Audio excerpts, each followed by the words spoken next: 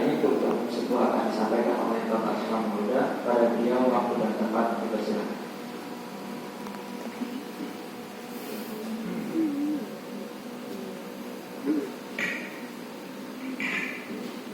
Assalamualaikum warahmatullahi wabarakatuh.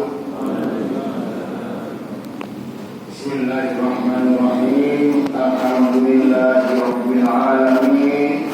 Wa bihi nasta'inu ala umuri dunya waddin. Wassalatu wassalamu ala asyrafil anbiya'i wal mursalin sayyidina wa maulana wa habibina Muhammad sallallahu alaihi wasallam wa ala alihi wa ashabihi ajma'in. Amma ba'd.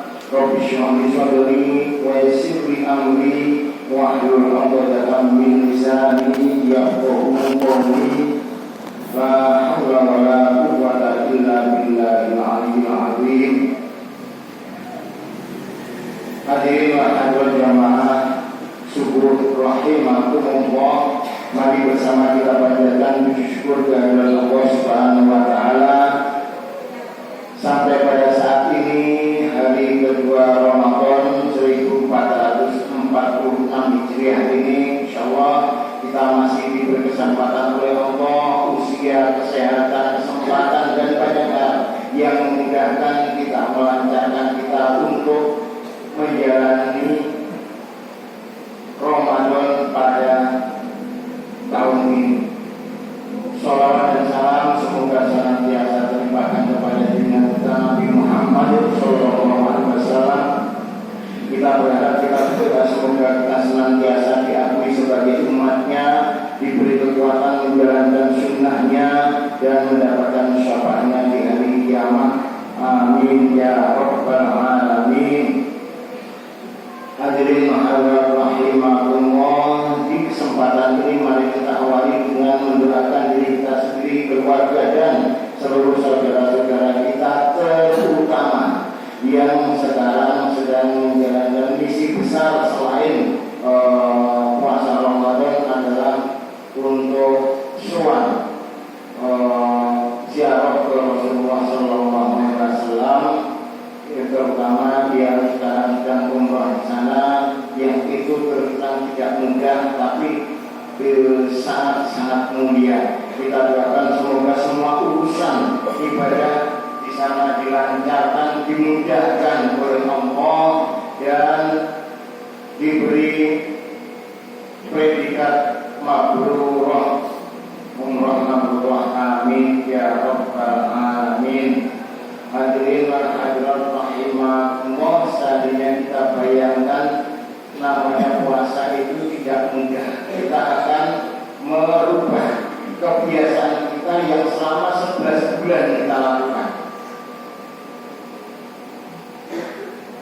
Bangun tidur setelah subuhan, mungkin ada yang ngopi, ada yang teh, gorengan dan sebagainya. Sarapan, lanjut nanti kopi, break, kemudian makan siang dan seterusnya. Tiba-tiba kita rubah itu. Kita rubah menjadi berbeda sekali. Baik itu masa makan, kemudian istirahat dan seterusnya. Nah, yang sekarang sedang umroh kebetulan jamaah sini juga ada. Ini lebih lagi, tidak hanya pola makan, tidak hanya pola tidur, tapi di sana juga ada perubahan iklim bagi tubuh, perubahan psikologis secara sosial, karena di sana itu akan berbeda. Di sini semua orang kenal, di sini semua orang monggo silahkan. Di sana barangkali akan berbeda. Ketemu dengan orang-orang dengan latar berbeda, dengan latar belakang budaya yang berbeda dari seluruh dunia. Maka yang sangat bisa menolong itu adalah kemudahan dari Allah Subhanahu wa taala, yang Allah sangat menghargai. Allah sangat suka dengan orang-orang yang berharap atau mohon doa kepada Allah untuk salah satunya adalah dimudahkan, dilancarkan semua urusannya.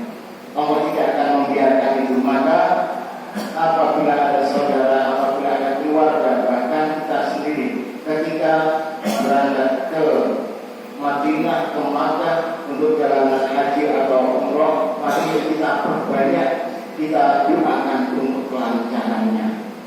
Karena Allah tidak akan menyia-nyiakan doa kita semua.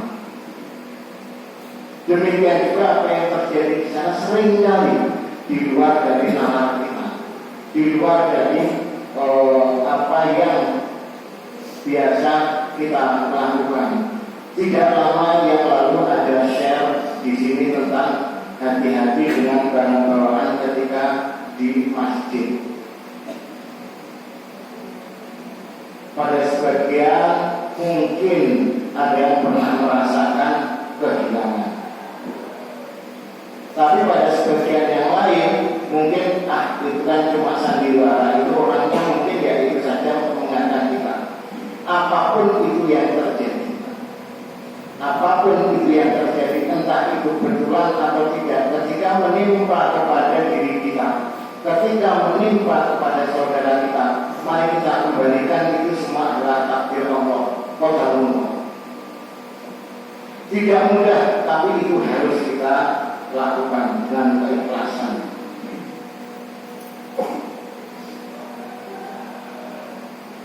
Tidak selalu kehilangan barang itu dilakukan oleh manusia dengan niat jahat, tidak selalu seperti itu.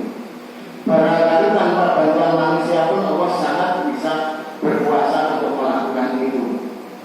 Bahkan ketika itu berada di satu tempat yang orang Islam seluruh dunia menghormatinya, mensucikannya, pun di sana Allah bisa berkehendak sesuatu pada umatnya. Sebagai contoh, di Masjid Nabawi, di hadapan Raudhah itu taman Nabi yang menjadi rebutan orang haji maupun umroh untuk bisa sholat di sana. Di depannya pas itu, Allah bisa berkehendak, ini saya coba ini jamaah yang ini orang satu ini, saya coba ambil sedikit dari apa yang merasa dia punya. Padahal itu titipan Allah semua. Bagaimana ikhlas tidak? Oh, hilang sandal jepit, insya Allah gampang, cari kakinya, beli gampang. Oh, yang hilang ternyata tas kecil, orang pokok, nah Indonesia tuh kuning. Oh, yang hilang ternyata handphone dua lagi, orang pokok, paling cuma nggak bisa komunikasi sementara. Nanti di Indonesia beli lagi bisa, nomor masih aman. Oh, yang hilang tambah dompet lagi, orang pokok juga dompet banyak yang jualan. Oh, di dalam dompetnya ada KTP, ada SIM, ada ATM. Mulai kita, kok banyak sekali ya? Disitulah ujian. Ketika semua bawaan hilang kecuali kalung dan sandal jepit. Kalungnya itu bukan kalung emas, tapi kalung tulisan jamaah dari mana. Tidak selalu yang mengambil orang yang berbuat jahat, tapi Allah langsung barangkali menyisihkan supaya tidak terkotori banyak oleh hartanya, tidak banyak terkotori oleh hal-hal yang juga atau menjadi haram.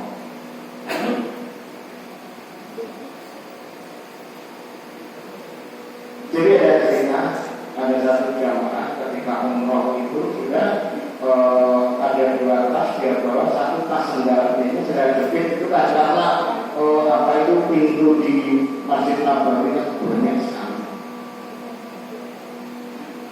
Nah itu taruh di satu tas, khusus tas sandal biasanya. Kemudian ada barang-barang berharga itu taruh di satu tas. Ketika mau sholat, mari kita turunkan semua urusan dunia, kita taruh di samping atau di bawah untuk kita sholat. Dan di samping, di sebelahnya pas. Ketika sholat wajib mau dimulai, seringkali ada shop di depannya yang kosong. Lebih utama ketika kita lebih maju lagi shopnya, apalagi di depan Raudhah. Bagi kami istimewa, bagi yang punya barang istimewa. Ketika selesai sholat dan sebagainya, ditengok sandal tas tinggal satu, tas sandal jepit. Yang lainnya sudah tidak jelas kemana. Allah mengambilnya. Disitulah bukan tentang barangnya, bukan tentang siapa yang ambil, tetapi bagaimana keikhlasan orang yang merasa punya barang untuk kembali kepada Allah. Ini baru sebagian kecil. Di sana terjadi. Kita tidak boleh berasumsi atau berkesimpulan bahwa di tempat yang mulia saja ada orang jahat. Bukan seperti itu. Tapi di tempat-tempat terbaik bagi Allah yang Masjidil Haram maupun Masjid Nabawi, di sanalah tempat filter untuk orang bisa disaring. Ini yang hakmu, ini yang tidak, ini yang bagus, ini yang tidak, dan sebagainya. Sehingga diperlukan satu keikhlasan.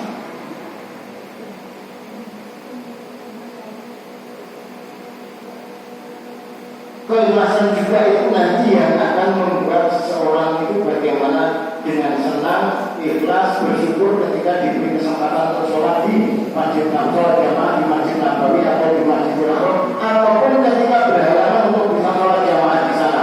Semua dikembalikan kepada Allah. Termasuk ketika kita berada di jamaah yang bukan orang Indonesia, misalkan dengan kultur berbeda, dengan badan yang tinggi besar, ya. Kemudian tidak peduli di sampingnya orang kita Indonesia kecil-kecil, pokoknya sholat ya berdiri mepet sampai kita jepit dan sebagainya.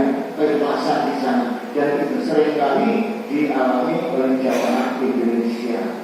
Nah, maka di awal saya sampaikan, mari kita doakan semua jamaah, entah itu saudara kita, entah itu teman kita, kerabat kita dan sebagainya, untuk diberi pelajaran oleh Allah sehingga di sana itu mudah sekali, di sana itu lancar sekali, di sana itu nikmat sekali, dan bulan-bulan mereka yang makhluk. Amin ya rabbal alamin. Hadirin rahimahumullah.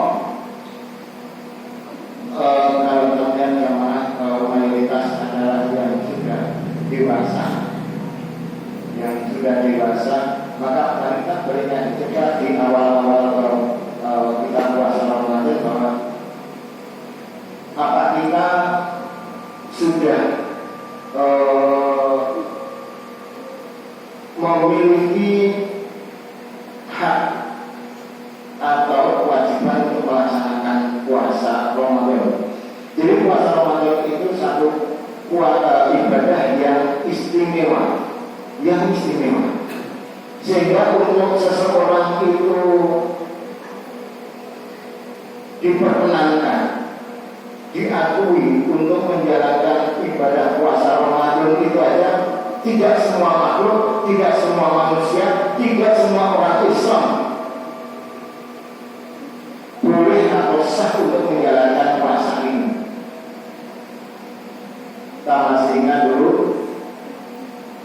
siapa saja itu yang bisa untuk puasa Ramadan itu. Yang pertama jelas dia adalah orang Islam. Jadi meskipun dia apa itu mungkin para selebritis atau personal lain mengatakan saya tetap ikuti apa itu puasa, saya tetap ikut puasa di Ramadan, menahan apa itu makan minum dan sebagainya. Tapi dia tidak berhak untuk mendapatkan kebaikan dan pahala puasa Ramadan karena dia bukan orang Islam.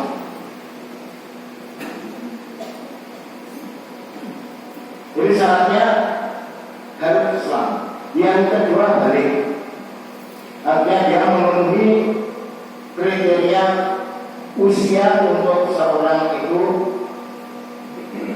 dicatat amal baiknya sebagaimana layaknya sebuah ibadah puasa Ramadan. Dia masih kecil, itu adalah hatinya. Nah, untuk bisa dan boleh untuk puasa Ramadan itu adalah yang dia sudah balik. Tanda-tanda balik untuk yang laki-laki dia sudah keluar mani baik sengaja maupun tidak disengaja. Kalau di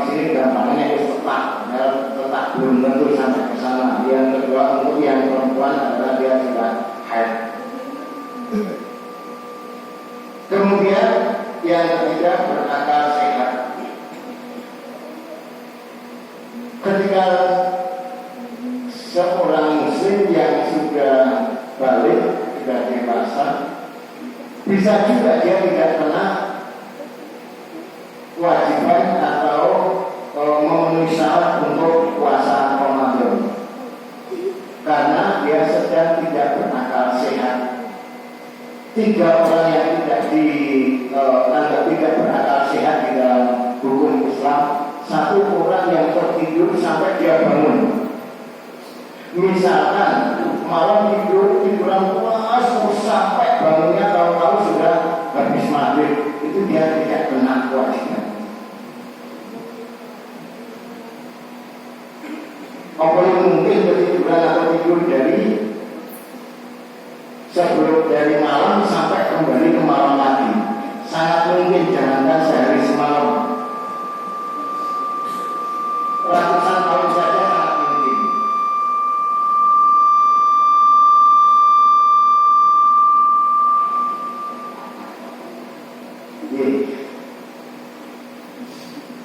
Nah, untuk yang berakal sehat ini, Bapak, Ibu, adik-adik semua sekarang tidak sedang tidur dari sebelum subuh sampai setelah maghrib, artinya bisa masuk kriteria untuk puasanya nanti. Yang kedua, orang gila sampai dia sembuh. Di sini juga orangnya waras semua, tidak gila semua. Artinya dia masih masuk dalam kriteria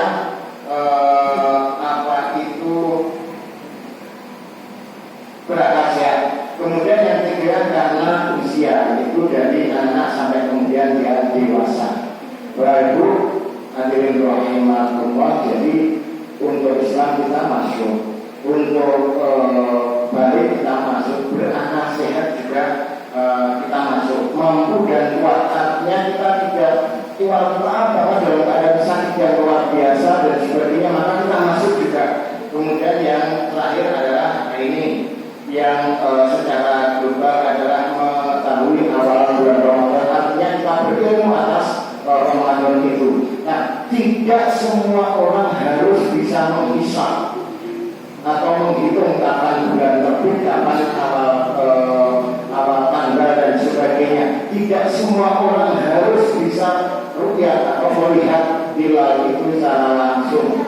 Semua ada ilmunya. Bagi kita yang awam, untuk kita bisa mengetahui awal Ramadan adalah dengan mengikuti pimpinan, baik pimpinan keagamaan maupun pimpinan negara, pimpinan pemerintahan.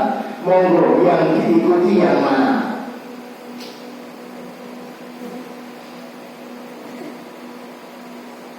Semua benar, yang salah adalah yang suka menyalahkan.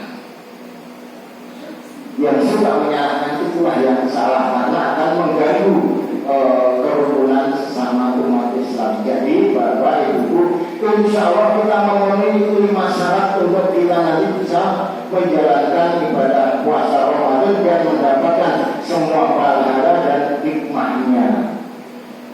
Semoga kita tidak kehilangan satupun dari 5 itu. Islam Bapak terus balik juga berakal sehat semua, kemudian juga kuat semua, dan mengetahui kapan mulai puasa dan kapan berakhir. Di Indonesia gampang, begitu ada adzan subuh ya berarti itu sudah mulai puasa. Bahkan sebelumnya ada menggunakan peringatan imsak. Siap-siap karena jangan-jangan nanti pas adzan pas isih ngomong di gorengan pas lomboknya pedes-pedes tahu-tahu adzan subuh. Nah, kan jadi puasa diawali dengan pedes sebenarnya. Nah, kemudian juga kapan berbukanya juga di sini banyak sekali, hampir selalu pasti tahu ada.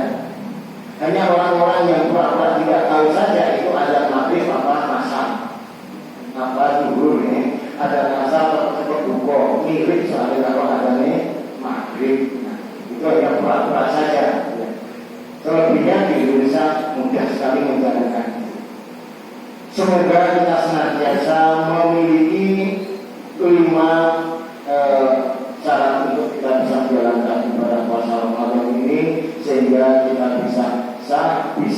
selesai sampai akhir Ramadan dengan mendapatkan predikat takulun. Amin ya rabbal alamin. Kurang lebihnya mohon maaf. Billahi taufiq wal hidayah. Wa billahi. Assalamualaikum warahmatullahi wabarakatuh.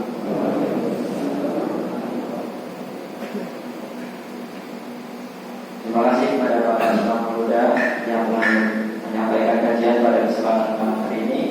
Semoga ilmu yang telah disampaikan membawa manfaat menjadi hikmah bagi kita semua serta menjadi amal jariah bagi dunia. Hadirin dan